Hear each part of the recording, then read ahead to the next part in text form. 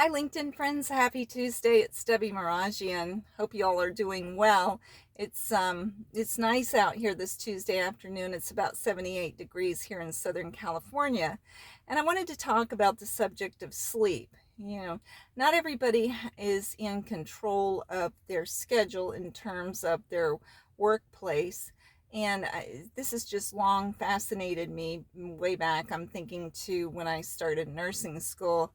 And I remember one of my instructors, Miss Campbell, talking about the importance of sleep, how it repairs tissue, it refreshes you for the following day, and it also helps your mood and keeps you, as she would say, even keel.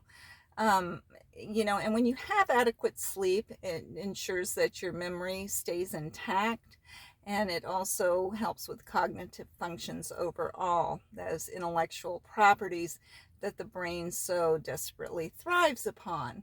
And I understand there's people that are required to do shift work and rotational shift work at that, where they're mandated to change up shifts quite often.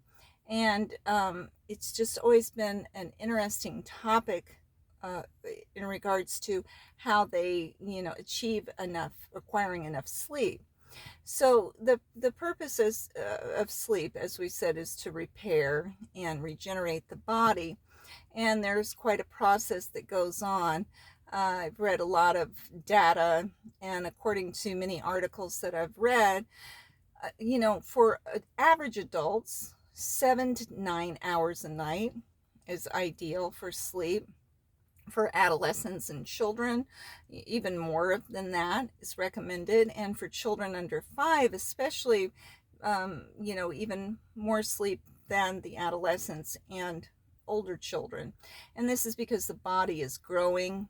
It requires a lot of energy, and to recuperate that is essential. So, there's some processes that happen in the body that allow us to sleep adequately. There are hormones and neurotransmitters, and they swing into action to make this happen because the body is on a 24-hour clock known as a circadian rhythm.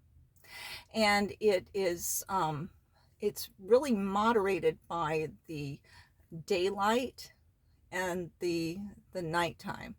So the body follows this pattern and releases certain chemicals. And a couple of those are adenosine. It's made in the brain. Some people call it a chemical, a compound, a neurotransmitter, and the like. And what it does is it blocks wakefulness. It actually aids into leading the brain into being a little bit drowsy so that sleep can occur. And it breaks down at night, and then throughout the day it starts to build up. So the body follows this sequence. Also, I remember learning in nursing school that, it was pretty new back then, the pineal gland in the brain. I think it was discovered in the 1950s, and they found out so many functions that it's involved in. And one of the ones is releasing the hormone called melatonin. And melatonin syncs up with darkness. So if it's still light out, and let's just say you're ready for bed and you have a lot of lights on in the room, even some of the LED lights, computer type lights, and so forth, can inhibit the full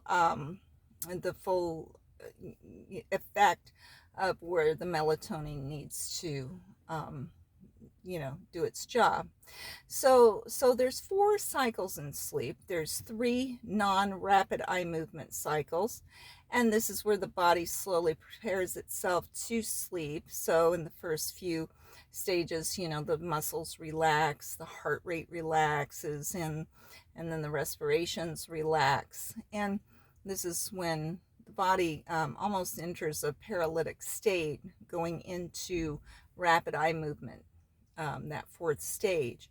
And so, I read something like, the reason that this happens is so when you're dreaming, and you're ever have one of those dreams where you're running away or you're falling off a building or something like that?